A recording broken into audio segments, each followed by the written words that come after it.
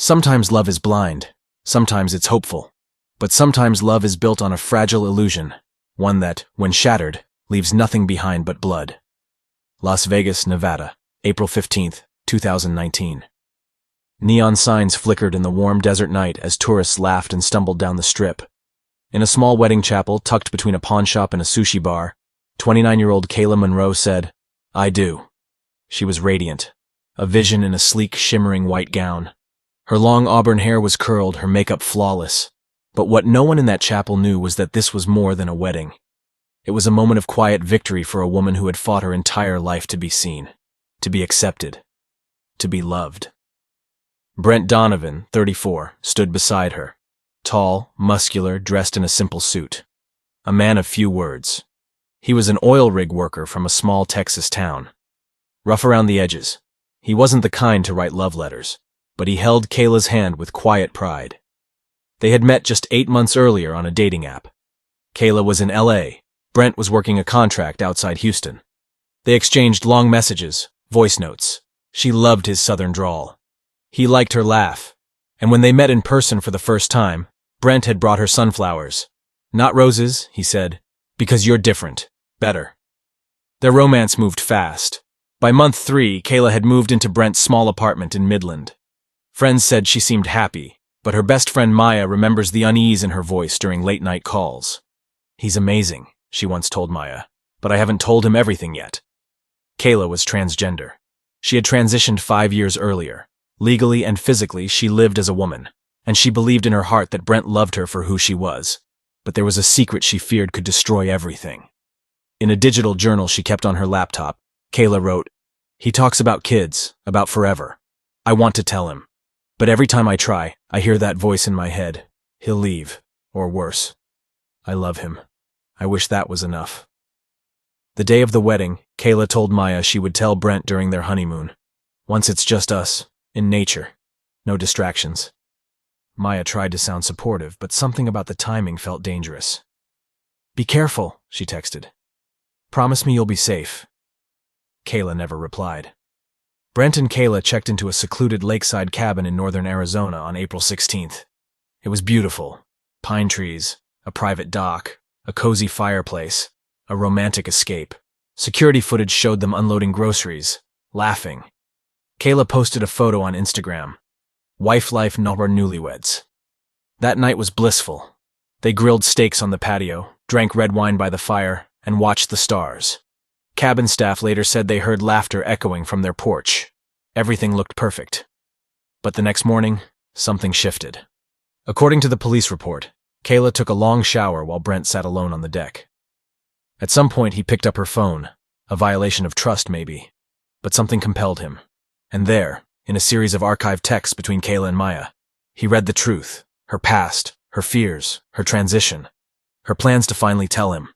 What exactly he felt in that moment, no one knows.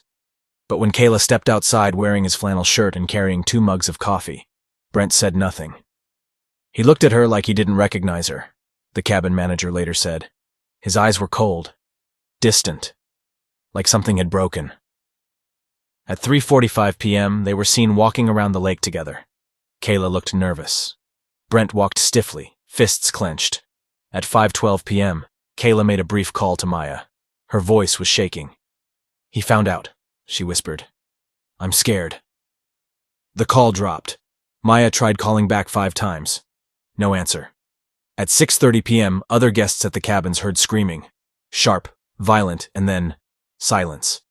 At 6:41 p.m., Brent stepped outside, shirtless, covered in blood, holding a hunting knife.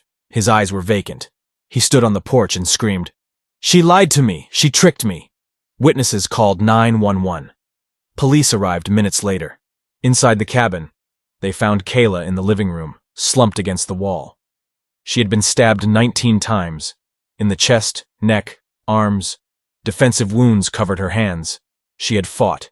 She died at 7:04. Brent was arrested on the spot. He didn't resist. In the back of the squad car, he muttered one sentence. "That wasn't a woman." Flagstaff Police Department, April 17, 2019. Just after 9 p.m., Brent Donovan sat in a cold steel chair, dried blood still crusted beneath his fingernails. He stared straight ahead, not blinking. The interrogation camera clicked on. A detective entered, introduced himself, slid a bottle of water across the table.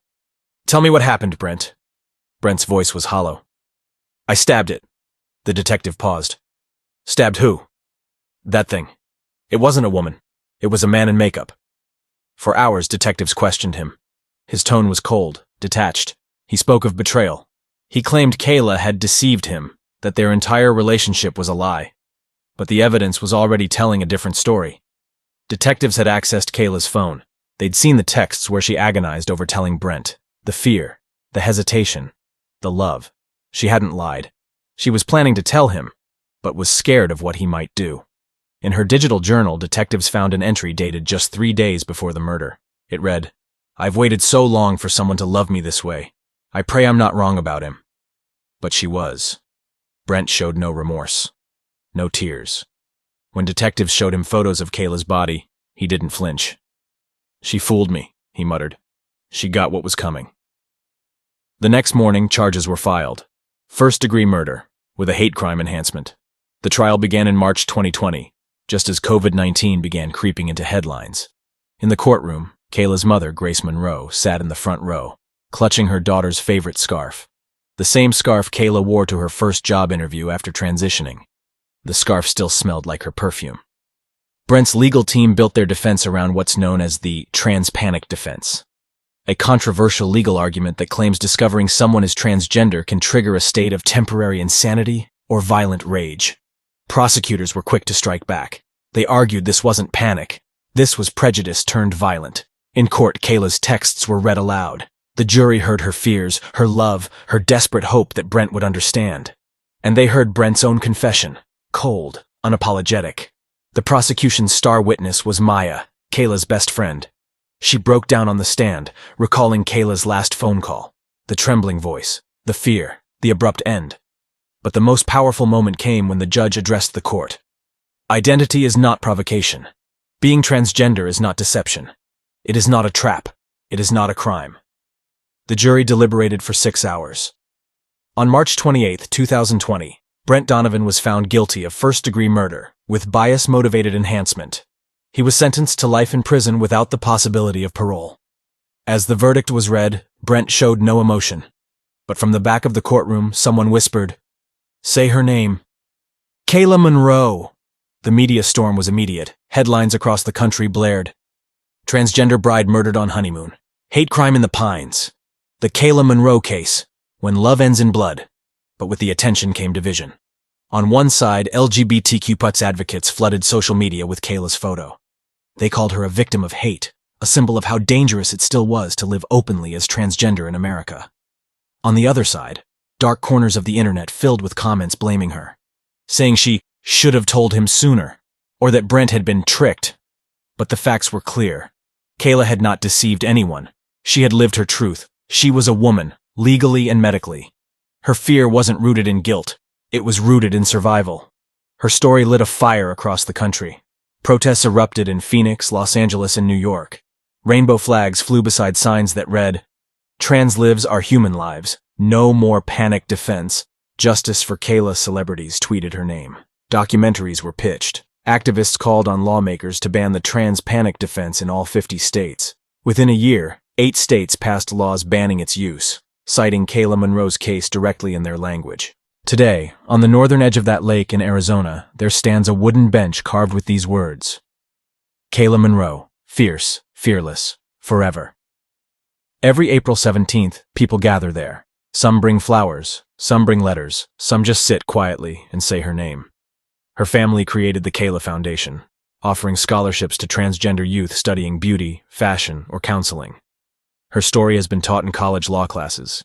She's been featured in multiple true crime documentaries, and for thousands of young trans women watching her story unfold, Kayla became something else entirely: a warning, a hero, a reminder that love, without truth and safety, can become fatal. Kayla once wrote in her journal, "I hope one day someone like me doesn't have to be afraid to fall in love." She didn't live to see that world. But maybe, just maybe, she helped build it. If you or someone you know is facing abuse, discrimination, or identity-based violence, you are not alone. Help is out there. Safety is possible, and your life matters. Thank you for listening to Kayla's story. Subscribe to Truth in the Shadows for more real-life cases, the stories behind the headlines, the lives behind the labels, and as always, remember their names. Remember Kayla Monroe.